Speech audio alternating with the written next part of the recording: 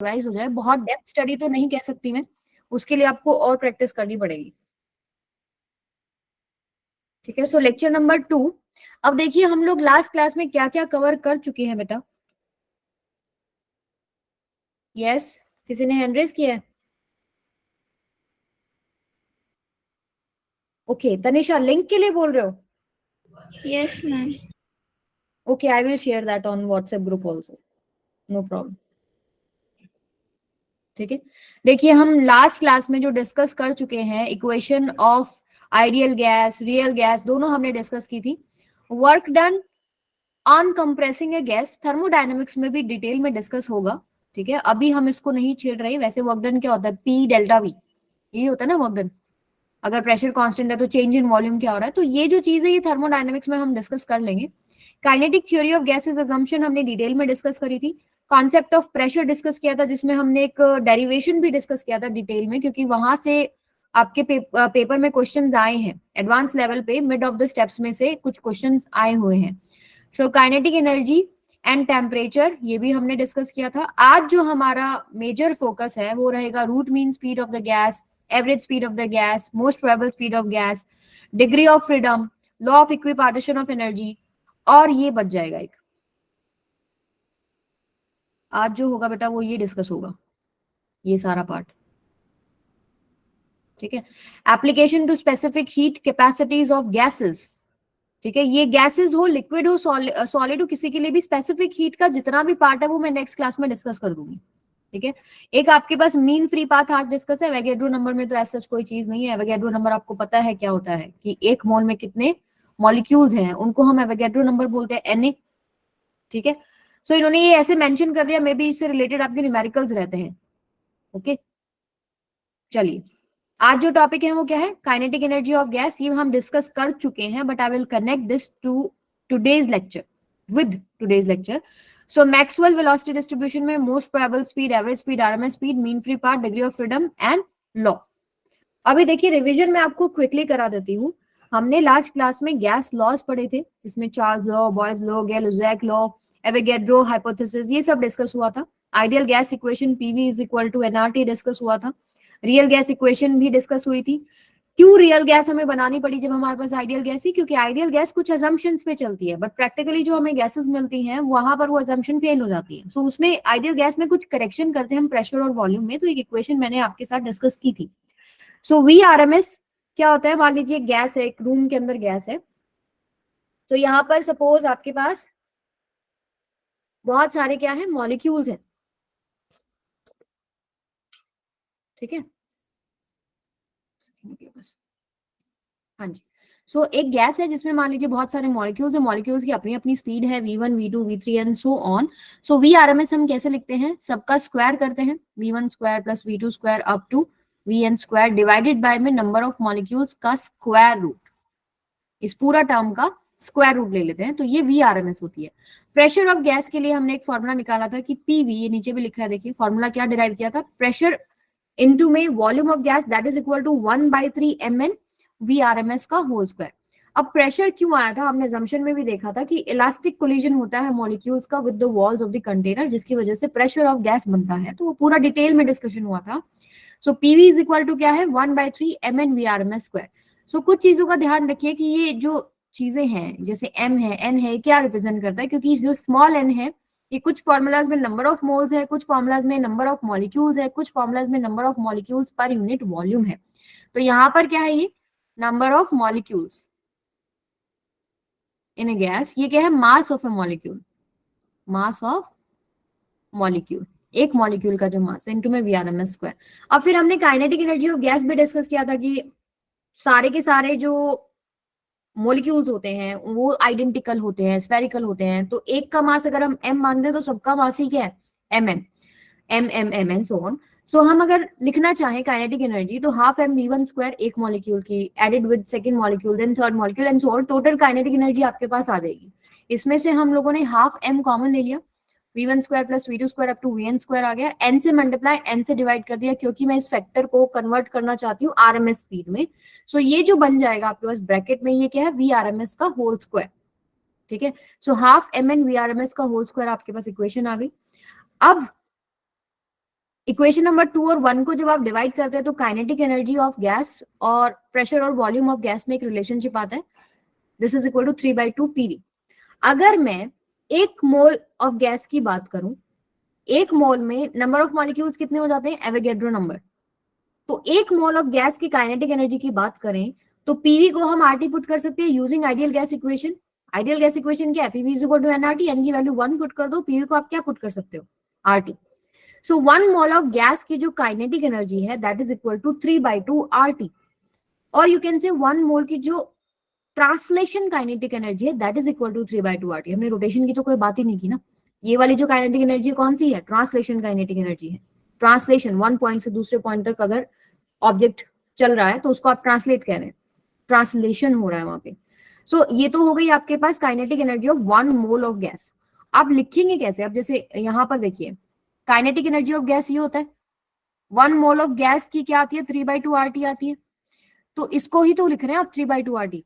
बस यहाँ पर आपको क्या चीज चेंज करना है कि जो स्मॉल एन है दैट इज एवोगैड्रो नंबर। एक मोल के लिए एन की वैल्यू कितनी हो जाएगी, कैपिटल एन ए। तो half M N A V RMS square किसके बराबर है, 3/2 आरटी। एम इंटू में एन ए, स्मॉल एन क्या है, मॉलिक्यूल का मास, एन ए क्या है, एवोगैड्रो नंबर। तो ये सारा क्या बन जाएगा, molar mass. So half capital M VRMS square equals to 3/2 RT. So next पे चलते हैं। अगर मान लीजिए मुझे 1 मॉलिक्यूल ऑफ गैस की काइनेटिक एनर्जी लिखनी है, ट्रांसलेशन काइनेटिक एनर्जी लिखनी है, तो मैं दोनों तरफ एवोगैड्रो नंबर से डिवाइड कर देती हूँ। जैसे मान लीजिए ये वाली इक्वेशन आई थी, इसमें एवोगैड्रो नंबर से डिवाइड कर दो। So half M VRMS square equals to 3/2 RT by N A, 3/2 into RT by N A. R by N A क्या हो जाता है, बोल्ट्जमैन कांस्टेंट हो जाता है। तो 1 मॉलिक्यूल की जो एनर्जी है, kinetic energy, that is equal to 3/2 kBT. Pressure और एक एनर्जी में भी हम एनर्जी, ये क्या है, काइनेटिक एनर्जी पर यूनिट वॉल्यूम को हम ई लिखते हैं, ठीक है। एनर्जी डेंसिटी भी बोल सकते हो आप इसको। सो यहाँ से प्रेशर और इस एनर्जी डेंसिटी में रिलेशनशिप क्या है, 2/3 टाइम्स होता है प्रेशर इसका।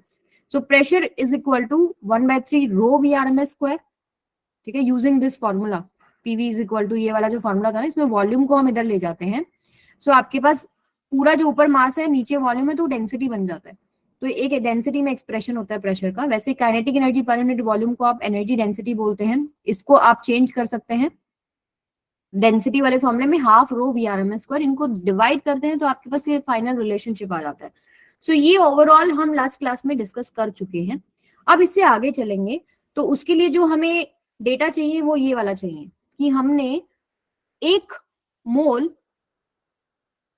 1 मोल ऑफ गैस के लिए लिखा कि जो ट्रांसलेशन काइनेटिक एनर्जी है, 1 मोल ऑफ गैस का मास कितना हो जाएगा, मोलर मास, इनटू में वीआरएमएस स्क्वायर। ये आता है आपके पास 3/2 आरटी। यहां से हम वीआरएमएस अगर निकालें, सो वीआरएमएस की वैल्यू कितनी हो जाएगी, √3 आरटी बाय में कैपिटल एम, ठीक है। अगर एक मॉलिक्यूल लेते हैं, 1 molecule of gas, ideal gas, so यहाँ से आपके पास क्या आता है, half mass of 1 molecule into में वीआरएमएस का स्क्वायर, वो आता है 3/2 kT, ठीक है। यहाँ दोनों तरफ हम एवोगैड्रो नंबर से डिवाइड करते हैं, तो आपके पास लेफ्ट हैंड साइड में बन गया half M VRMS square, right hand side में आर बाई एन ए को हम के पुट कर देते हैं। तो इससे लिखे तो वीआरएमएस की वैल्यू क्या हो जाएगी, √3 kT बाय में स्मॉल एम। ये मॉलिक्यूल के मास की फॉर्म में है और ऊपर वाला मॉलिक्यूलर मास की फॉर्म में है, मास ऑफ 1 मोल, ठीक है। अब देखिए तो वीआरएमएस के 2 फॉर्मूले तो हमने पिछले क्लास में ही निकाल लिए थे। ये आपके पास आ गया √3 kT by M for molecule अगर हम यूज कर रहे हैं फॉर्मूला, और मोलर मास के लिए यूज कर रहे हैं तो √3 RT बाय एम। अब इससे आप यहाँ कैसे जाएंगे, 1 मोल की बात चल रही है ना अभी तक, 1 मोल ऑफ गैस के लिए आप RT को क्या पुट कर सकते हो, PV। PV is equal to RT बन जाता है, एन की वैल्यू क्या हो जाती है 1। तो यहां से आप लिखेंगे 3PV बाय में कैपिटल एम।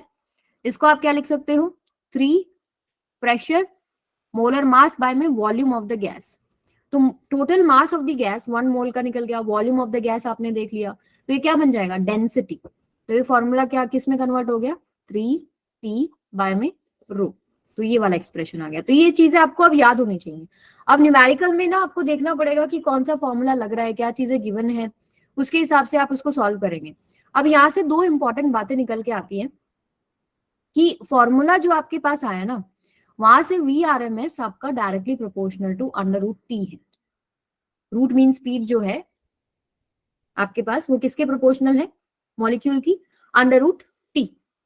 ठीक है, जितना आप टेम्परेचर बढ़ाएंगे उतना उसकी स्पीड बढ़ रही है, उतना ही आपके पास काइनेटिक एनर्जी जो टोटल होगी गैस की वो बढ़ेगी।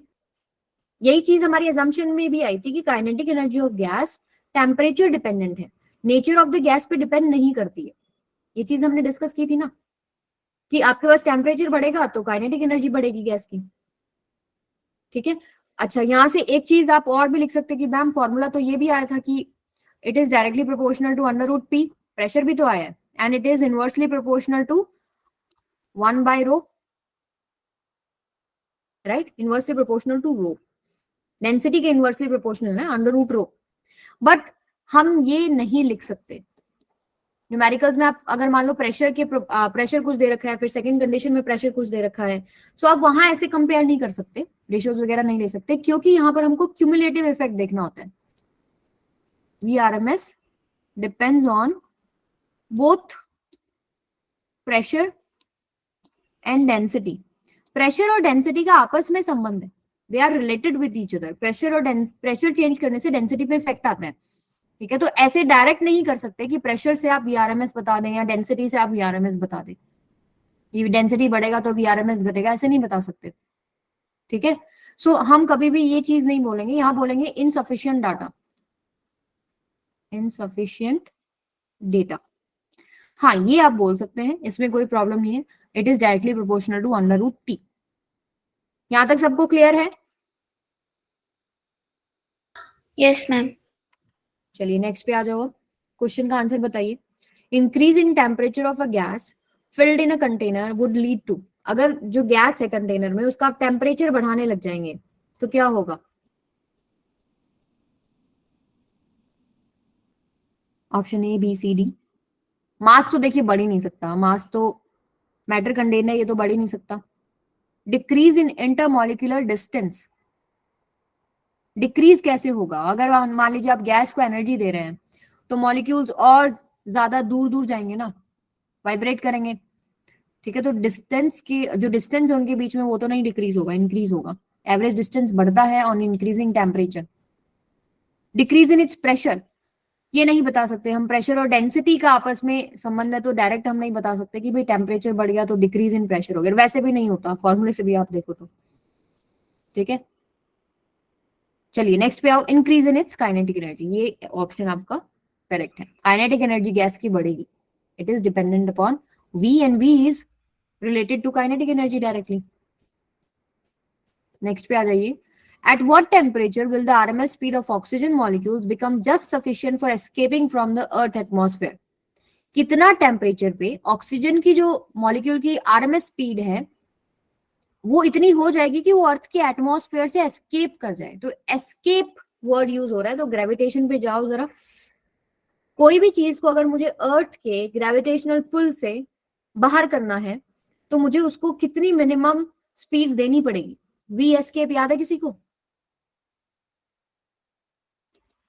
V एस्केप कितनी होती है? ग्रेविटेशन में पढ़ा है ना ये चीज। मान लो मुझे अर्थ के सरफेस से कोई चीज को एस्केप कराना है।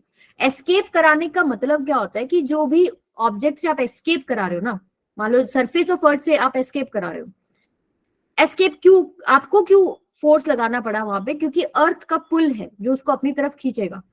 तो वहां पर आपको ऑब्जेक्ट को मिनिमम वेलोसिटी या स्पीड जो देनी पड़ेगी वो देनी पड़ेगी 11.2 किलोमीटर पर सेकेंड। हमेशा याद रखिए, एस्केप का मतलब ये होता है कि ग्रेविटेशनल पुल से बाहर कर देना है, और आपका जो ग्रेविटेशनल फील्ड होता है it is extended till infinity. आपको उसको मिनिमम इतना स्पीड देना होता है कि वो जाके रुके, तो रुके कहाँ? इन्फिनिटी पे, क्योंकि इन्फिनिटी पे हम बोल सकते हैं कि जो फील्ड की वैल्यू है वो 0 होती है। ठीक है, तो एस्केप वेलोसिटी कितना है? 11.2 किलोमीटर पर सेकेंड। इतना देना पड़ेगा अगर ऑक्सीजन मॉलिक्यूल को आपको एस्केप कराना है। ठीक है, सो VRMS क्या है? √3 RT बाय में कैपिटल M, और you can say √3 KT by में स्मॉल m। अब हमें गिवन क्या, देखो मॉलिक्यूल का मास गिवन है ना, बोल्ट्जमैन कांस्टेंट गिवन है, तो ये वाला उठा लेते हैं। अब देखिए VRMS को आपको कितना पुट करना पड़ेगा? V एस्केप के बराबर पुट करना पड़ेगा। भाई RMS स्पीड एस्केप स्पीड जितनी हो जाए एटलीस्ट तभी तो वो अर्थ के एटमॉस्फेयर से बाहर जाएगा। तो यहां से हम क्या यूज करेंगे, V escape is equal to √3 kT/m². दोनों तरफ आप क्या कर लीजिए, स्क्वायर कर लीजिए. तो वी एस्केप का square this is equal to 3 kT/m². तो यहां से टेम्परेचर निकालना था, वी एस्केप स्क्वायर m/3K. अब बाकी चीजें आपको गिवन है. एस्केप तो मैंने बताई दी कितनी होनी चाहिए, इसको मीटर में कन्वर्ट करेंगे. और मास आपको दे रखा है केजी में, और बोल्ट्जमैन कांस्टेंट भी आपको एसआई सिस्टम में ही दे रखा है, जूल पर केल्विन. पुट करेंगे, आपके पास आंसर लगभग आएगा 8.326 इंटू 10⁴ केल्विन. एक बार देख लीजिए बेटा, इसमें कोई डाउट है तो बताइए.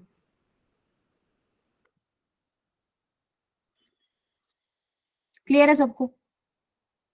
यस, तनिषा ने आंसर भी कर दिया था बी. चलो नेक्स्ट पे आ जाओ. मेंस 2021 करिए solve. Molecule of a given mass of gas have root mean square speed of 100 meter per second at 27 degrees Celsius and 1 atmospheric pressure. If the root mean square speed of the molecule of the gas at 127 degrees Celsius and 2 atmospheric pressure is found to be 200 by root n, then find the value of n. n की value कितनी आएगी?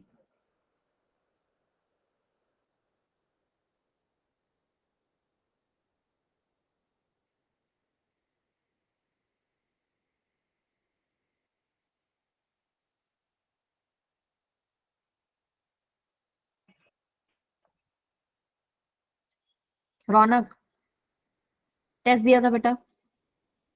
Yes ma'am. Harini test नहीं दिया ना? Yes ma'am. नहीं दिया, दिया है. मेरा क्वेश्चन क्या था? नहीं दिया.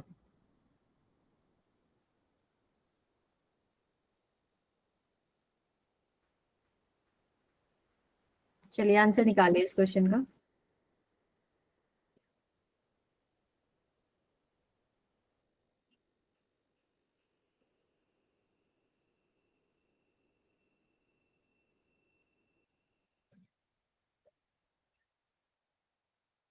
देखो, प्रेशर की इंफॉर्मेशन को हम यूज नहीं करेंगे, क्योंकि मैंने आपको बताया VRMS प्रेशर और डेंसिटी के दोनों के इफेक्ट को इकट्ठा कंसिडर करेगा. ठीक है. सो टेम्परेचर वाला फॉर्मूला जो है वो उठाइए कि it is directly proportional to √T.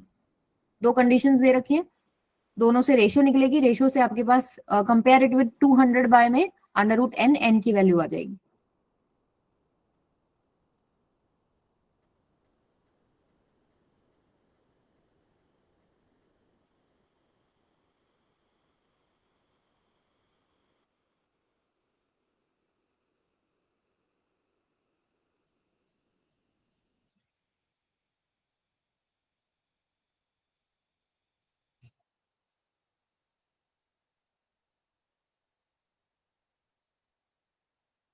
One minute left.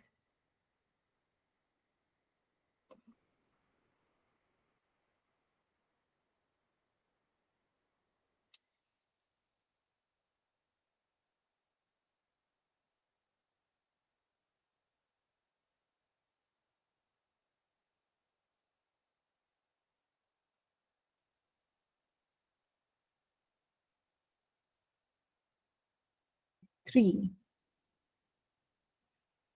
Very good Harini.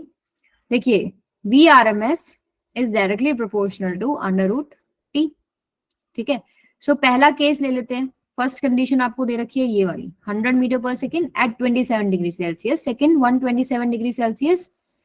और ये आपको कितने पे दे रखी है? टेम्परेचर 127 डिग्री सेल्सियस है ना. ये आपको दे रखा है कि 200 बाई √n आएगी. ठीक है. तो सपोज आपके पास टेम्परेचर जो है, जैसे अगर मैं यहां से सॉल्व करूं, सो VRMS आपको दे रखी है फर्स्ट 100, और आपके पास टेम्परेचर है √300. इसको आप कैल्विन में कर लेंगे. 300 केल्विन हो गया. इसको केल्विन में करेंगे, ये आएगा आपके पास 400 केल्विन. ठीक है. तो सेकंड केस में आप VRMS मान लो कि आपके पास VRMS ये है, and this is equal to √400। आप इसको सॉल्व कीजिए, VRMS की वैल्यू क्या आएगी आपके पास, ये 00 से 00 जाएगा, ये सारा का सारा क्या हो जाएगा, √300/400। सो ये आपके पास आएगा 200/√3। आप सॉल्व करेंगे तो ये इधर क्रॉस मल्टीप्लाई करेंगे तो क्या आएगा, 200/√3। तो n की वैल्यू कितनी होगी, अब इन्होंने ऑलरेडी दे रखा है कि 127 डिग्री सेल्सियस पे इतनी बननी चाहिए, आपने निकाल ली, कितनी बनेगी, 200/√3। कंपेयर कर लो, n की वैल्यू क्या हो जाएगी, 3। ठीक है, आसान सा सवाल था। नेक्स्ट पे आ जाओ, एक साल और पीछे चलते हैं, 2020 में nitrogen gas is at 300 degree Celsius temperature. The temperature at which the RMS speed of H2 molecule would be equal to RMS speed of the N2 molecule. Root mean speed of H2 molecule is equal to root mean speed of N2 molecule.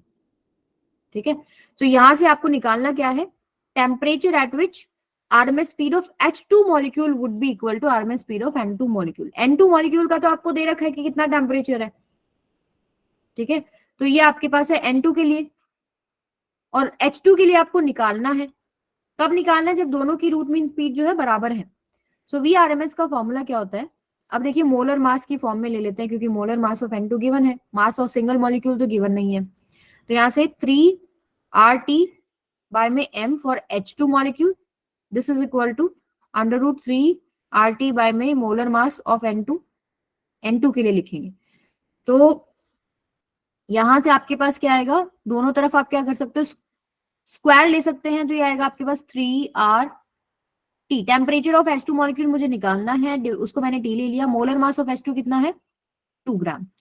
यहां से आप लिखेंगे 3R, temperature of nitrogen gas दे रखा है, ये कितना हो जाएगा, 300 प्लस में 273, 573। तो ये आएगा 573 डिवाइडेड बाय में मोलर मास ऑफ नाइट्रोजन 28 ग्राम। ठीक है, 2 ग्राम। देखो केजी में नहीं कर रही मैं, क्योंकि आप केजी में करेंगे तो भी 10⁻³ आ जाएगा, दोनों तरफ से वो कैंसिल आउट ही हो जाएगा, तो जरूरत नहीं है। तो 3R से 3R कैंसिल हो गया। ठीक है, सो यहां से ये जी को हटा देते हैं, ऐसे लग रहा है एक्सेलरेशन ड्यू टू ग्रेविटी है, ये नहीं है, यूनिट है वो ग्राम। सो यहां से देखिए T 2 1 2 14 सो T की वैल्यू क्या आ रही है आपके पास, 573/14। आप इसको सॉल्व करेंगे, लगभग आपके पास जो आंसर बनेगा वो बनेगा 40.93 केल्विन। सो अप्रोक्सीमेटली क्लोज कौन सा है, 41 केल्विन। ठीक है, नेक्स्ट पे चले, any doubts? No ma'am. Next पे आ जाओ। अब बात करते हैं हम लोग एवरेज स्पीड की। एवरेज तो आपको नाम से समझ में आ रहा है, अर्थमेटिक मीन ही लेना है सिंपली। मान लीजिए आपके पास पहले मॉलिक्यूल की V1 है, सेकंड की V2 है, स्पीड लास्ट की Vn है, डिवाइडेड बाय में n, ये आपके पास होता है V एवरेज। ठीक है, फिर नेक्स्ट चलते हैं। नेक्स्ट में देखिए V एवरेज, देखिए कुछ आपके पास ना, जब आप ग्रेजुएशन में जाएंगे तो सर्टेन डेरिवेशंस आएंगे जिसमें ये रिजल्ट्स निकल के आते हैं। ठीक है, वो पूरी थ्योरी जो है वो अभी हम नहीं पढ़ेंगे। तो प्रेशर में, डेंसिटी में, टेम्परेचर में और इन सब में रिलेशनशिप जो है एवरेज स्पीड का, वो ये आपके सामने दिख रहा है। ठीक है, आपको इतना ही करना है, डेरिवेशन में हमें जाना ही नहीं है, आपको वैल्यू से मतलब है। सो V एवरेज की वैल्यू क्या आती है, √8RT/πm, अगर आप मोलर मास की फॉर्म में, टेम्परेचर की फॉर्म में लिख रहे हैं, √8T ये प्रेशर है, बाय में पाई रो, ये आएगा √8 kBT/πm, अगर एक मॉलिक्यूल की बात कर रहे हैं। तो जैसे हमने RMS लिखा था ना, याद करने का तरीका आपको बताऊं मैं, वहां था आपके पास 3RT/M √। ठीक है, सेकंड आपके पास क्या आया था, प्रेशर में 3P/रो, फिर आपके पास आया था 3KT/m। अब देखिए क्या चीजें अलग हो गई, यहाँ पे एक फैक्टर अलग है, सिर्फ √8/π है और यहाँ पर √3 है, बाकी तो सब सेम है। ठीक है, तो ये तरीका है याद करने का कि एवरेज जो स्पीड है उसमें आपके पास आता है √8/π, बाकी आपको सेम ये चीज आपको याद करनी पड़ेगी, RT/में M, P/में रो, KT/m। RMS में क्या लिखना है, √3, एवरेज में क्या लिखना है, √8/π। सारे को रूट में लेंगे ना तो √8/π एक नया फैक्टर आ जाता है। नेक्स्ट पे चलते हैं, most probable speed. Most probable speed क्या होती है? मैक्सिमम नंबर ऑफ मॉलिक्यूल्स के पास जो स्पीड है, मैक्सिमम स्पीड की बात नहीं कर रहे, मैक्सिमम नंबर ऑफ मॉलिक्यूल्स के पास कौन सी स्पीड है। सपोज आप यहाँ पर जो है 1000 मॉलिक्यूल है, जिनमें से 600 मॉलिक्यूल के पास एक स्पीड है, बाकी के पास, किसी के पास मान लीजिए बहुत कम है, किसी के पास बहुत ज्यादा है, बट ज्यादातर मॉलिक्यूल्स के पास एक स्पीड है। वो स्पीड क्या होती है? मोस्ट प्रोबेबल स्पीड होती है। तो जैसे अगर मैं ग्राफ प्लॉट करूं, नंबर ऑफ मॉलिक्यूल्स और किसके बीच में प्लॉट करें? स्पीड के बीच में प्लॉट कर लेते हैं। एक टेम्परेचर लेते हैं T1, ठीक है। तो आपके पास कुछ ऐसा ग्राफ निकल के आता है, कुछ ऐसा। इसका क्या मतलब है कि इतने नंबर ऑफ मॉलिक्यूल्स के पास ये स्पीड है, इसको मान लीजिए आप V1। इतने नंबर ऑफ मॉलिक्यूल्स के पास ये स्पीड है, मान लीजिए V2, और इतने नंबर ऑफ मॉलिक्यूल्स के पास ये स्पीड है। तो मैक्सिमम नंबर ऑफ मॉलिक्यूल्स के पास जो स्पीड होती है उसको बोलते हैं मोस्ट प्रोबेबल स्पीड, ठीक है। This is not maximum speed. Maximum speed तो देखो यहां पर आएगी इतने नंबर ऑफ मॉलिक्यूल्स के पास, ठीक है। मैक्सिमम नंबर ऑफ मॉलिक्यूल्स के पास जो स्पीड है that is called most probable speed. अब अगर आप टेम्परेचर बढ़ा देंगे, मान लीजिए आपने टेम्परेचर बढ़ा दिया, तो पीक्स थोड़ी अलग अलग जगह पर आती हैं। जैसे अगर मान लीजिए टेम्परेचर बढ़ा है तो अगली पीक्स हो सकता है आपके पास कुछ ऐसे आए, ठीक है, थोड़ी सी पीक डाउन चली गई है, ओके। अब देखिए फॉर्मूलाज वही है आपके पास, pressure by density, RT by capital M, KBT by में एम, बस एक फैक्टर नया क्या आता है यहाँ पर आता है √2, ठीक है। एवरेज में क्या आया था? √8/π। रूट मीन स्पीड में क्या आया था? √3। यहाँ पर क्या आता है? √2। तो कई बार इनके कंपैरिजंस होते हैं, कोई क्वेश्चन हो सकता है कंपैरिजंस के ऊपर हो, तो जैसे आपको पता होना चाहिए, याद करने का तरीका बताती हूँ कौन सी बड़ी है। RAM, राम, ठीक है, या फिर रैम बोल सकते हो, कंप्यूटर में होती है ना RAM, random access memory I think, या फिर राम बोल सकते हैं। सो आपके पास क्या है? रूट मीन स्पीड, RMS ज्यादा है एवरेज से, और एवरेज ज्यादा है मोस्ट प्रोबेबल से। ये तरीका है याद करने का। अब देखिए अगर मैं रेशो निकालना चाहूं MP, AB और RMS की, तो MP में कोई भी एक फॉर्मूला निकालो, जैसे कि मान लीजिए मैंने ले लिया 3RT/, में कैपिटल M, ठीक है। ये तो हो गया आपके पास रूट मीन में, और एवरेज में आपके पास क्या हो जाएगा? √8/π RT/M। इसमें क्या होगा? √2 RT/, में M। आप रेशो निकालिए, मोस्ट प्रोबेबल में फैक्टर आता है √2, बाकी तो कैंसिल हो जाएगा। एवरेज में क्या आ रहा है? √8/π, और RMS में क्या आ रहा है? √3। तो रेशो क्या हो जाएगा? जो आपको दिख रहा है वो हमने अभी निकाला है, ठीक है। नेक्स्ट पे चलते हैं।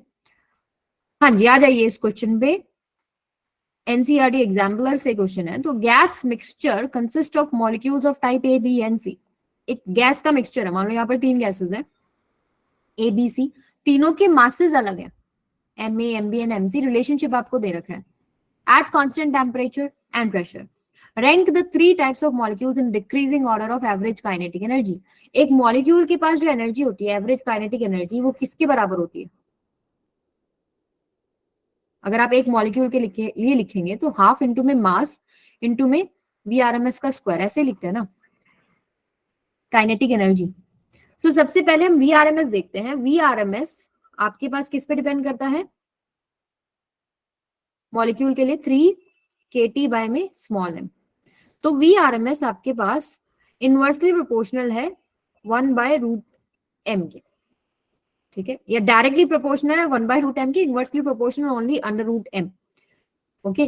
तो यहां से आप देखिए कि हैवी जितना होगा मॉलिक्यूल, उसकी रूट मीन स्पीड क्या हो जाएगी? कम हो जाएगी, राइट।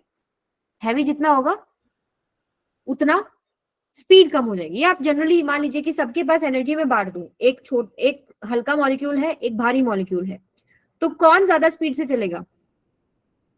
हल्के वाला, राइट। सो यहां से VRMS जो है हल्के मॉलिक्यूल की ज्यादा होगी, हैवी मॉलिक्यूल की कम होगी। तो VRMS डायरेक्टली काइनेटिक एनर्जी से रिलेटेड है। जिसकी VRMS ज्यादा है उसकी काइनेटिक एनर्जी ज्यादा है, जिसकी VRMS कम है उसकी काइनेटिक एनर्जी कम है, राइट। तो यहां से आप देख सकते हो कि मास जो सबसे बड़ा है वो सबसे कम VRMS देगा, यानी उसकी काइनेटिक एनर्जी सबसे कम होगी, यानी काइनेटिक एनर्जी A सबसे लास्ट में आनी चाहिए, इनमें से कोई एक करेक्ट है। मास जो सबसे छोटा है उसकी जो वी आर एम एस है वो ज्यादा होगी, यानी उसकी काइनेटिक एनर्जी भी ज्यादा होगी, स्पीड जिसकी ज्यादा होगी। सो आपके पास ये वाला ऑप्शन करेक्ट हो जाएगा। ठीक है,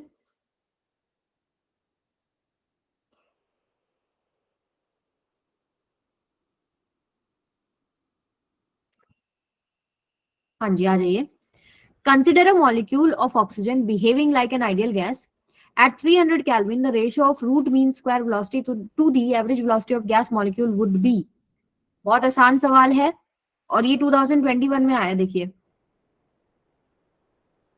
root mean square and average velocity of gas का रेशियो लेना है। तो रूट मीन में तो आता है आपके पास √3 का फैक्टर, और उसमें आता है आपके पास √8/π, बाकी तो चलो कैंसिल ही हो जाएगा। ठीक है, तो ये होएगा आपके पास √3π में 8। नेक्स्ट पे चलते हैं। अब आता है mean free path. What do you understand by mean free path?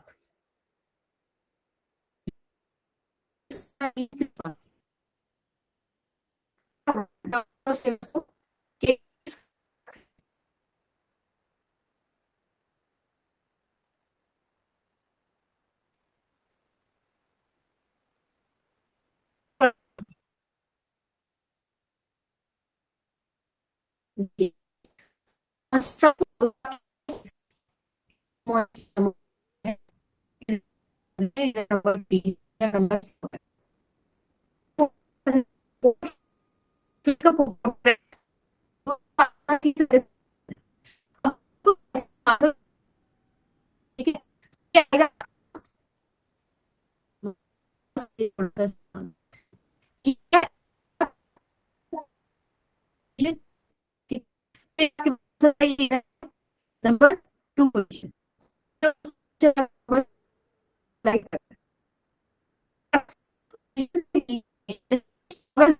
उसको वापस उसको डिस्टर्बेंस नहीं के बीच में नहीं है, ठीक है। तो यहाँ मैंने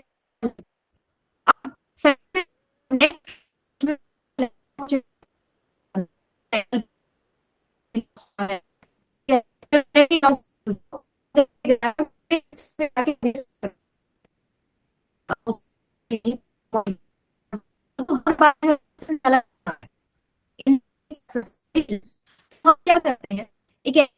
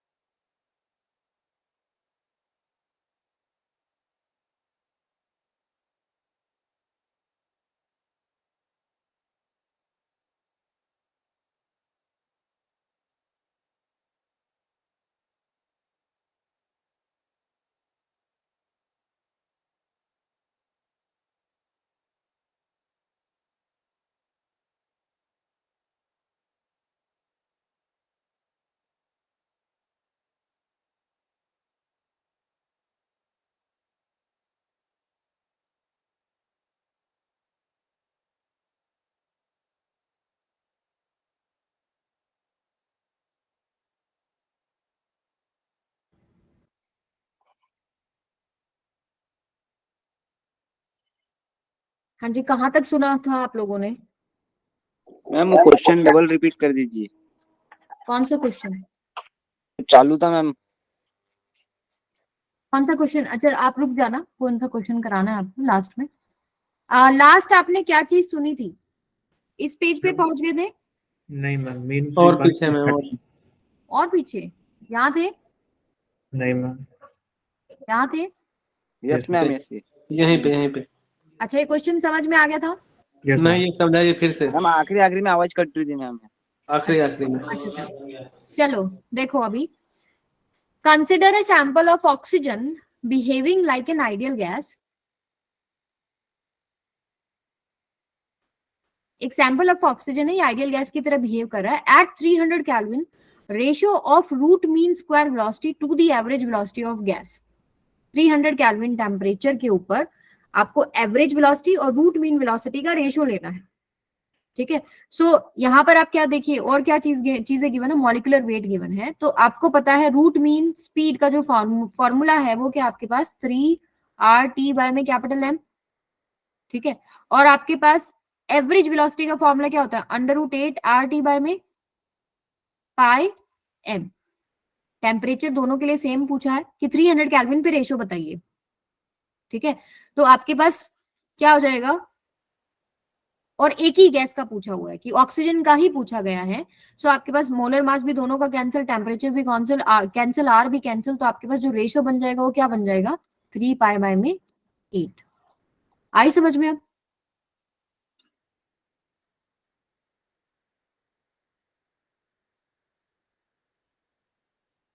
ओके चलिए नेक्स्ट पे चलते हैं। ओके मैं काफी आगे चली गई थी, मुझे पता ही नहीं लगा, नेट डिस्कनेक्ट हो गया। इस पे आ जाओ, देखो मीन फ्री पाथ की बात हो रही थी। तो सपोज एक कमरे के अंदर बहुत सारे मॉलिक्यूल्स जो है इधर उधर घूम रहे हैं। ठीक है, आपने एक बार फोटो खींच ली, आप देखना चाहते हो कि एक सर्टेन पॉइंट ऑफ टाइम पे मॉलिक्यूल्स कहाँ कहाँ हैं। सो हमने देखा एक मॉलिक्यूल यहाँ है, एक मॉलिक्यूल यहाँ है, एक मॉलिक्यूल यहाँ है और एक मॉलिक्यूल यहाँ है, और दोबारा से हम लोग क्या है, प्ले बटन दबा देते हैं। तो क्या होगा कि ये मॉलिक्यूल सपोज इसके आसपास था, ये इससे टकराया, ये फर्स्ट कोलिजन हुआ, फिर ये इससे टकराया, ये सेकंड कोलिजन हुआ, ये इससे टकराया, थर्ड कोलिजन हुआ। ठीक है, तो सक्सेसिव कोलिजन्स के बीच में जो डिस्टेंस चलता है उसको फ्री पाथ कहते हैं। और अगर उन डिस्टेंसेस का मीन ले लेते हैं तो मीन फ्री पाथ हो जाता है। जैसे यहाँ पर 1 और 2, फर्स्ट कोलिजन यहाँ हुआ, सेकंड यहाँ हुआ, λ1 चला, सेकंड और थर्ड कोलिजन में λ2 एंड सो ऑन, λn तक हम चल रहे हैं, तो ये हमने लिया मीन फ्री पाथ। अब इसमें जो टाइम लगता है, इसमें लगा τ1, इसको बोलते हैं रिलैक्सेशन टाइम। ठीक है, सक्सेसिव कोलिजन्स के बीच में जो डिस्टेंस चल रहा है, अगले में τ2, अगले में τ3 एंड सो ऑन, उसका मीन लेते हैं तो मीन रिलैक्सेशन टाइम हो जाता है। ठीक है, VRMS क्या होता है? लैम्डा बाय में टाउ, ये भी आप यूज कर सकते हैं किसी न्यूमेरिकल में। अब नेक्स्ट पे आ जाइए, फॉर्मूला है आपके पास मीन फ्री पाथ का, फॉर्मूले के ऊपर भी बहुत क्वेश्चंस आते हैं, जैसे 1/√2 पाई NV डी स्क्वायर। ठीक है, तो यहाँ पर NV जो होता है वो क्या होता है? Number of molecules per unit volume. ठीक है, डी क्या होता है? Diameter of the molecule. अब टेम्परेचर और प्रेशर में भी एक फॉर्मूला होता है, वो होता है आपके पास RT बाय में √2 pi NA D square P. NA क्या होता है? Avogadro number. T क्या होता है? प्रेशर। T होता है टेम्परेचर ऑफ गैस। सो यहाँ से कुछ चीजें जो समझ में आती हैं कि अगर मान लीजिए प्रेशर ही कांस्टेंट है तो ये सारी चीजें कांस्टेंट होगी, Na constant, D constant, P constant, R constant, तो डायरेक्टली प्रोपोर्शनल टू टेम्परेचर हो गया। अगर मान लीजिए टेम्परेचर कांस्टेंट है तो इनवर्सली प्रोपोर्शनल टू प्रेशर हो गया। और अगर मान लीजिए कांस्टेंट वॉल्यूम है तो using ideal gas equation PV is equal to nRT, तो आपके पास क्या चीज है? कांस्टेंट वॉल्यूम है, कांस्टेंट वॉल्यूम, N भी कांस्टेंट, R भी कांस्टेंट, तो टेम्परेचर बाय प्रेशर को छोड़ के बाकी सब कांस्टेंट हो गया। ठीक है, so temperature by pressure is equal to constant value आएगी। तो क्या सारी चीजें कांस्टेंट नहीं होगी? √2 pi NA D P R T सब कांस्टेंट हो गया ना। ठीक है, अगर आपके पास वॉल्यूम कांस्टेंट है तो टेम्परेचर बाय प्रेशर कांस्टेंट हो जाएगा और लैम्डा में कोई चेंज नहीं आएगा, lambda remains same if volume is constant. ठीक है, अब मैं आपको एक क्विक जो है डेरिवेशन का ग्लिम्प्स दे रही हूँ, बहुत ज्यादा डिस्कशन नहीं करेंगे इसके ऊपर। एक चीज समझिए, इजी है वैसे। सपोज आपके पास एक मॉलिक्यूल है, नंबर 1 2 3 4 5 6 7, ऐसे बहुत सारे मॉलिक्यूल्स हैं। तो मैं क्या करती हूँ, 1 मीटर का सिलेंडर लेती हूँ, ठीक है। 1 मीटर के सिलेंडर में जितने मॉलिक्यूल्स आएंगे, ठीक है, उनसे जो नंबर 1 कोलाइड करेगा वो क्या हो जाएगा, 1 मीटर में नंबर ऑफ कोलिजन्स। जितने मॉलिक्यूल्स होंगे उतने से ही तो 1 कोलाइड करेगा। 1 मीटर के सिलेंडर में जितने मॉलिक्यूल्स होंगे उतनों से 1 कोलाइड करेगा, ठीक है। तो 1 मीटर में नंबर ऑफ कोलिजन्स आ जाएंगे। तो एक कोलिजन में कितना डिस्टेंस जाता है वो आपके पास एक एवरेज वैल्यू आ जाएगी, लैम्डा, मीन फ्री पाथ आ जाएगा। तो इसमें बहुत सारे केसेस बनते हैं, तो हम लोग क्या करते हैं, जो बाहर है सिलेंडर के वो तो हमको साफ दिखाई दे रहा है कि उनके साथ तो कोलिजन होगा ही नहीं। जो आपको अंदर क्लोज क्लोज दिख रही है, जैसे 6 और 7 देख के आप बता सकते हो कि नंबर 1 इनसे टकरा जाएगा। तो सारी सर्टेन कंडीशंस आ जाएं तो एक लिमिटिंग कंडीशन हम डिस्कस करते हैं। लिमिटिंग कंडीशन क्या है कि आपने मान लिया इसका डायमीटर डी, तो सभी मॉलिक्यूल्स का डायमीटर डी है। तो अगर कोई मॉलिक्यूल 50% या 50% से ज्यादा अंदर है तो उससे कोलाइड करेगा, 50% से कम अंदर है उससे कोलाइड नहीं करेगा, ठीक है। सो हमने क्या करा कि ये मॉलिक्यूल 50% अंदर है, ये मॉलिक्यूल 50% अंदर है, सभी का डायमीटर जो है वो सेम है, तो इसका डायमीटर 4 का d/2 हो गया, सॉरी अंदर कितना डिस्टेंस आ गया, d/2 आ गया। 5th का अंदर डिस्टेंस कितना आ गया, d/2, तो टोटल डिस्टेंस कितना हो गया ये 2d, d plus d/2 plus d/2। तो सिलेंडर का जो डायमीटर है वो हमने ले लिया 2d। अब इसमें सारे केसेस हैं, 50% से ज्यादा अंदर जो है वो भी आ गए, और 50% से कम वाले तो चलो बाहर रह ही जाएंगे, ठीक है। ये केस था कि भाई हो सकता है कि दो मॉलिक्यूल्स, ये 50 अंदर ये 50 अंदर, तो इनके बीच से ये निकलेगा 1, ठीक है। एटलीस्ट ये इतने इतने अंदर होने चाहिए। तो यहां से हम क्या करते हैं, एक चीज कंसिडर करेंगे कि number of molecules per unit volume x है। हम हमारे गिवन सिलेंडर का वॉल्यूम निकाल लेते हैं, वो आपके पास क्या आएगा, पाई डी स्क्वायर एक्स। तो इतने वॉल्यूम में कितने मॉलिक्यूल्स होंगे वो हमने निकाल लिए, ठीक है। वो क्या हो जाएंगे, number of molecules per unit volume x माना। हमने गिवन हमारा जो सिलेंडर लिया है कंडीशंस के अंदर, उसका हमने क्या निकाल लिया कि कितने नंबर ऑफ मॉलिक्यूल्स होंगे उसके अंदर। पहले इसका वॉल्यूम निकाल लो, मल्टीप्लाई बाय एक्स कर दो, तो इसमें इतने नंबर ऑफ मॉलिक्यूल्स आ जाएंगे, ठीक है। तो जितने मॉलिक्यूल्स हैं उतनों से ही तो कोलिजन होगा।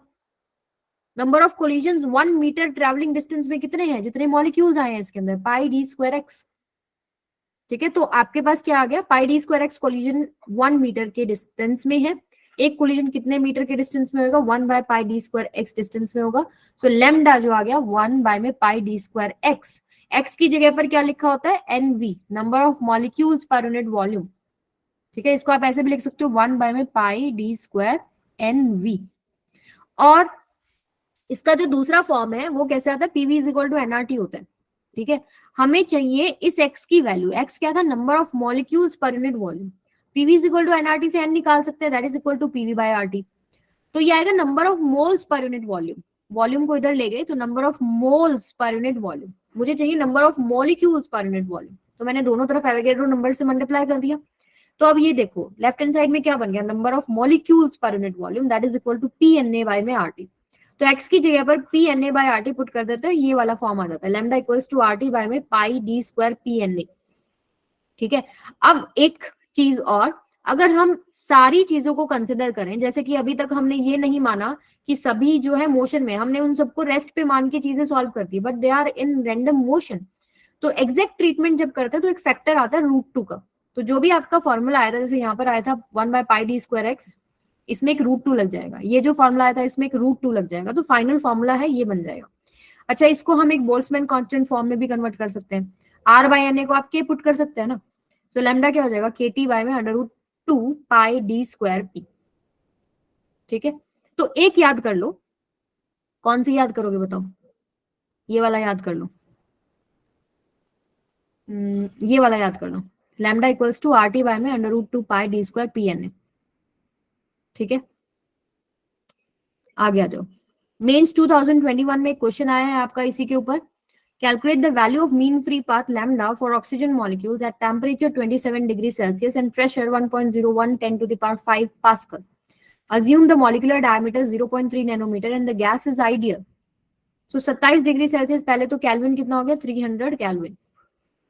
आपको दे रखा है टेम्परेचर, आपको दे रखा है प्रेशर, मॉलिक्यूलर डायमीटर भी दे रखा है, और बोल्ट्जमैन कांस्टेंट भी दे रखा है। तो आपके पास फॉर्मूला क्या था, आर टी बाय में √2 पाई एन वी यानी number of molecules per unit volume, diameter का स्क्वायर, और क्या बच गया, प्रेशर, यही था ना। आर टी बाय में √2 pi D square P N A, अच्छा P N A, N V नहीं आएगा, एन ए आएगा बेटा,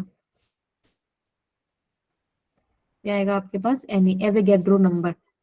अब बोल्ट्जमैन कांस्टेंट दे रखा है तो आर बाय एन ए आपको पता ही है, के होता है, के इंटू में टी बाय में √2 pi D square P, this is your lambda.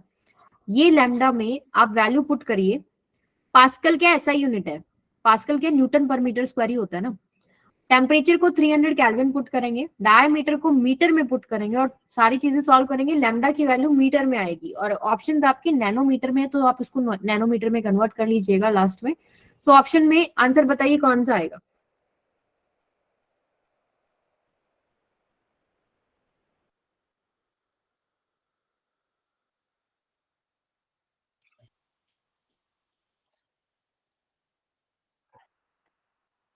D, yes 102 nanometre आपका आंसर आ जाएगा।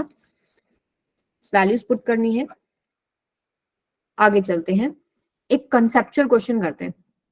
Ideal gas in A close container is slowly heated, बहुत धीरे धीरे उसको हीट कर रहे हैं, जैसे जैसे उसका टेम्परेचर बढ़ रहा है, which of the statement is correct, and more than one option correct है। 2020 में आ गए, 22 का कर लिया, 21 का कर लिया, 20 पे आ गए हम लोग, बताइए।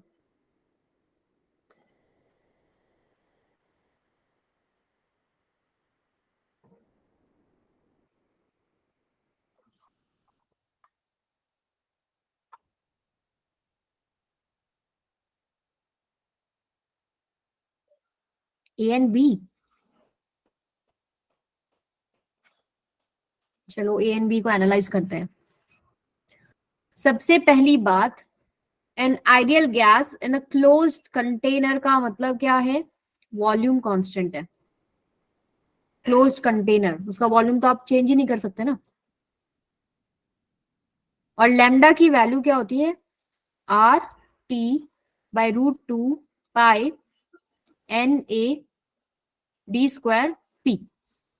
तो जब वॉल्यूम कांस्टेंट होता है तो टी बाई पी क्या हो जाता है, टी बाई पी कांस्टेंट हो जाता है,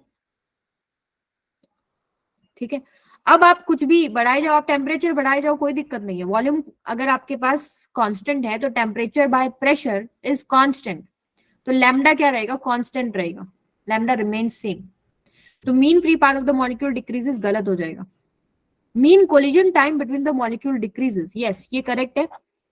ऑब्वियस सी बात है, आपके पास जब आप टेम्परेचर बढ़ाते हैं तो वीआरएमएस बढ़ता है, वीआरएमएस बढ़ेगा तो काइनेटिक एनर्जी बढ़ेगी। तो जिस कोलिजन से मान लीजिए आपके पास ये मॉलिक्यूल इसको टकराने वाला था, ये मॉलिक्यूल नंबर 1 2 को टकराने वाला था, अब इसके पास एनर्जी ज्यादा है, टेम्परेचर ज्यादा है, तो ठीक है एनर्जी ज्यादा है तो ये जल्दी टकराएगा ना इससे। सेम डिस्टेंस लैम्डा, अब लैम्डा तो चेंज नहीं होता, वो तो हमने देख लिया क्लोज कंटेनर में, तो सेम डिस्टेंस अभी कम टाइम में कवर करेगा, ठीक है। तो यहाँ से मीन कोलिजन टाइम जो है वो क्या हो जाएगा, डिक्रीज हो जाएगा।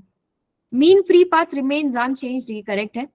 The mean collision time remains unchanged, ये रॉन्ग हो जाएगा। क्लियर है सबको, क्लियर है दिया? Yes, ma'am. ओके चलिए नेक्स्ट पे चलते हैं। ये आप होमवर्क में करेंगे, 2020 में आया हुआ सवाल है। ये कुछ फॉर्मूला बेस्ड क्वेश्चन है, ये मैं नहीं करा रही। अब आते हैं हम लोग डिग्री ऑफ फ्रीडम पे। टाइम कितना हो गया है, 39। चलिए कर ही लेते हैं। Degree of freedom, total number of independent modes in which system can possess energy is called degree of freedom. तो पहले एक सिस्टम लेते हैं, जैसे मान लीजिए मैंने एक कंटेनर ले लिया गैस का और मैंने इसको ट्रक पे रख दिया, ठीक है, ये मेरा ट्रक है, ठीक है, ये ट्रक है, सडन वेलोसिटी के साथ चल रहा है। तो अब मुझे बताओ कौन कौन सी एनर्जी है इस कंटेनर के पास। एक तो काइनेटिक एनर्जी होगी, एक ही सरफेस से कुछ ऊपर रखा है तो पोटेंशियल एनर्जी होगी, प्लस में ये मोशन में है इसके मॉलिक्यूल सारे, तो एक इंटरनल एनर्जी होगी। होगी या नहीं होगी? और भी सर्टेन एनर्जीज हो सकती हैं, साउंड हो गया, कुछ और हो गया, तो वो हम अभी नहीं देख रहे, मेन एनर्जीज देख रहे हैं। This is equal to total energy. अब इंटरनल एनर्जी में कुछ पार्ट है, मॉलिक्यूल्स के पास काइनेटिक एनर्जी है, रियल गैस है तो उसके पास पोटेंशियल एनर्जी भी होगा, ठीक है। अब काइनेटिक एनर्जी में भी कुछ पार्ट्स हैं, रोटेशनल काइनेटिक एनर्जी, रोटेट कर रहे हैं, हो सकता है आपके पास ट्रांसलेशन काइनेटिक एनर्जी हो, और हो सकता है आपके पास वाइब्रेशनल काइनेटिक एनर्जी हो। बहुत हाई टेम्परेचर होता है तब डिस्कशन होता है वाइब्रेशन का, एट हाई टेम्परेचर। अगर बोला गया हाई टेम्परेचर तब हम इसको उठाएंगे, अदरवाइज हम इसको सिग्निफिकेंट नहीं मानते हैं, नॉर्मल टेम्परेचर्स पे नहीं होगा, ठीक है। अब देखिए कुछ और मैं जो एनर्जीज है उनको एलिमिनेट करूंगी। मैं मानती हूं ट्रक जो है रेस्ट पे है, सिस्टम एट रेस्ट, ठीक है। ये आपके पास कंटेनर रेस्ट पे हो गया, तो ये चली गई। मैं मानती हूँ कोई फील्ड नहीं है, तो ये चली गई, know field, gravitational field, electrostatic field, कोई फील्ड नहीं है, ये भी चली गई। तो अब मेरे पास जो टोटल एनर्जी बच गई, टोटल एनर्जी, एंड हम मानते हैं कि कौन सी गैस है, आइडियल गैस है, and ideal gas, ideal gas में आपको पता है कि पोटेंशियल एनर्जी में नहीं होगी, so simply total energy kinetic energy के बराबर होगी। काइनेटिक एनर्जी में भी rotation, translation, vibration, vibration is not that significant, it is significant at very high temperature. अब ये सिस्टम के पास ये एनर्जी है, ठीक है। तो कितने नंबर ऑफ इंडिपेंडेंट मोड्स में आप एनर्जी को रिप्रेजेंट कर सकते हैं? हो सकता है इसके पास रोटेशन है, 2 रोटेशन है, 3 ट्रांसलेशन है, तो टोटल कितने नंबर ऑफ मोड्स में इसकी एनर्जी है इंडिपेंडेंट? अब देखिए ये निकालने के लिए मैं क्या करती हूँ, एक एग्जांपल लेते हैं मोनोएटॉमिक गैस का। मोनोएटॉमिक गैस हो गया फॉर एग्जांपल आर्गन, आपके पास एक मोनोएटॉमिक गैस है, तो ये गैस के पास काइनेटिक एनर्जी है, translation, rotation, vibration, vibration neglect कर देते हैं, बाकी तो सब हमने हटा दी कि भाई आइडियल गैस है तो पोटेंशियल एनर्जी भी चली गई, सिस्टम रेस्ट पे, बस एक गैस मॉलिक्यूल की बात करूं। अब ये आपके पास किधर ट्रांसलेट कर सकती है, half M V X square, इधर ट्रेवल कर सकती है half M V Y square, इधर हो सकता है half M V Z square. तो 3 तरीके से जो इसकी काइनेटिक एनर्जी ऑफ ट्रांसलेशन है आप रिप्रेजेंट कर सकते हैं। 3 रोटेशन की बात करते हैं, रोटेशन अपने एक्सिस पे घूमेगी, रोटेशन काइनेटिक एनर्जी की वैल्यू कितनी होती है, हाफ आई ओमेगा स्क्वायर। आई क्या होता है आपके पास, एम आर स्क्वायर, आर क्या होता है, distance from the axis of rotation. एक मॉलिक्यूल कितना छोटा होता है और वो अपने एक्सिस के अबाउट घूम रहा है, तो जो आर है वो कितना छोटा हो जाएगा, ये बहुत स्मॉल हो गया, वेरी स्मॉल। सो मोनोएटॉमिक गैस में रोटेशनल काइनेटिक एनर्जी नहीं होती, ओनली ट्रांसलेशन है 3। सो डिग्री ऑफ फ्रीडम कितना हो गया, 3, यानी टोटल एनर्जी को आप 3 इंडिपेंडेंट मोड्स में दिखा सकते हैं, 3, ठीक है। ओके, फिर आता है डायटोमिक मॉलिक्यूल। डायटोमिक मॉलिक्यूल आपके पास ये होगी, इनके बीच में एक बॉन्ड है। अब देखिए इसके 3 ट्रांसलेशन पॉसिबल है, एक इधर चल सकता है, एक इधर चल सकता है, एक इधर चल सकता है, रोटेट कर सकते हैं। ये जेड एक्सिस, वाई एक्सिस के अबाउट, चलो इसको वाई मान लो, वाई एक्सिस के अबाउट रोटेट कर सकता है, ये जेड एक्सिस के अबाउट रोटेट कर सकता है, और ये एक्स एक्सिस के अबाउट भी रोटेट कर सकता है। अगेन जब आपके पास रोटेशन की आप बात कर रहे हो तो एक्सिस ऑफ रोटेशन से डिस्टेंस देखना होता है। जब वो खुद के एक्सिस पे रोटेट कर रहे हैं तो जो आर होंगे वो अगेन बहुत छोटे हो जाएंगे, ठीक है। तो वहां जो रोटेशनल काइनेटिक एनर्जी आएगी वो सिग्निफिकेंट नहीं है। बट यस, ये इस एक्सिस के अबाउट अगर ये रोटेट कर रहा है या ऐसे रोटेट कर रहा है तो एक्सिस से ये डिस्टेंस अच्छा खासा हो जाता है, तो वहां से 2 रोटेशनल काइनेटिक एनर्जी आ गई और 3 ट्रांसलेशन थी। तो डायटोमिक मॉलिक्यूल का डिग्री ऑफ फ्रीडम कितना आ जाएगा, 5, ठीक है। अब ट्राई एटॉमिक मॉलिक्यूल अगर लीनियर है तो लीनियर आपको दिख रहा है डायटोमिक जैसा ही है, 3 तो उसके ट्रांसलेशन होंगे और 2 उसके रोटेशन होंगे, क्योंकि खुद के एक्सिस पे अगेन आपके पास क्या हो जाएगा, डिस्टेंस कम हो जाएगा, तो मोमेंट ऑफ इनर्शिया काफी कम है, तो आपके पास उसकी वैल्यू नेग्लेक्टेड होगी। अब आता है नॉन लीनियर। नॉन लीनियर के केस में देखो 3, एक इधर है, एक इधर, एक इधर है, 3 ट्रांसलेशन तो आएगा ही आएगा, ये सिस्टम ऐसे ऐसे और ऐसे ट्रांसलेट कर सकता है, रोटेशन भी आएगा। मान लो ये पूरा सिस्टम ऐसे घूम रहा है या ऐसे घूम रहा है, या अगर इस एक्सिस पे भी घूम रहा है, तो अब ये 2 मॉलिक्यूल्स भी हैं यहाँ पे, ठीक है। तो अब ये वाला रोटेशनल काइनेटिक एनर्जी आप नेग्लेक्ट नहीं कर सकते। सो 3 + 3 यहाँ पर कितना हो जाएगा, 6 नॉन लीनियर के केस में। Poly atomic non linear 6, try atomic linear 5, diatomic 5, monoatomic 3। अगर आपको बोल दे बहुत हाई टेम्परेचर है तो आप वाइब्रेशनल के 2 डिग्री ऑफ फ्रीडम सब में ऐड कर देना। जैसे हाई टेम्परेचर में मोनोएटॉमिक के सिंपली 3 आए थे ना, तो हाई सॉरी मोनोटॉमिक के नॉर्मल टेम्परेचर पे 3 आए थे। हाई टेम्परेचर की अगर बात करोगे तो 3 + 2 5 हो जाएगा, डायटोमिक का 5 + 2 7 हो जाएगा, ट्राइटोमिक लीनियर का 7, ट्राइटोमिक नॉन लीनियर का 6 + 2 8 हो जाएगा। ठीक है, दो ऐड कर देना। लास्ट टॉपिक आपका क्या है, Maxwell's law of equipartition of energy. अभी आपने देख लिया डिग्री ऑफ फ्रीडम क्या है। हर मॉलिक्यूल का पर डिग्री ऑफ फ्रीडम जो एनर्जी होता है ना वो हाफ केवीटी होता है। के गया बोल्ट्जमैन कांस्टेंट, यही law of equipartition of energy है। At thermal equilibrium energy associated with each molecule per degree of freedom कितना है, half KVT. So mono atomic gas के लिए अगर आप लिखेंगे तो डिग्री ऑफ फ्रीडम कितने थे, 3। एक मॉलिक्यूल की अगर हम बात करें तो एक मॉलिक्यूल के लिए डिग्री ऑफ फ्रीडम कितने थे, 3। सो आपके पास एनर्जी टोटल कितनी हो जाएगी, टोटल अब यहाँ पर इंटरनल एनर्जी है ना, इंटरनल एनर्जी में भी काइनेटिक एनर्जी और रोटेशन ही सिग्निफिकेंट है, यानी कि 3/2 RT, sorry KBT, 3/2 KBT, 1/2 KBT एक डिग्री ऑफ फ्रीडम के साथ 3 डिग्री ऑफ फ्रीडम थे तो कितने हो जाएंगे 3/2 KBT, 3/2 KBT। अच्छा डायटोमिक के लिए कितना हो जाएगा, डायटोमिक गैस के लिए अगर हम एक मॉलिक्यूल ले रहे हैं, एक मॉलिक्यूल मतलब ये ऐसे कनेक्टेड है, मान लो ये ऐसे कनेक्टेड है,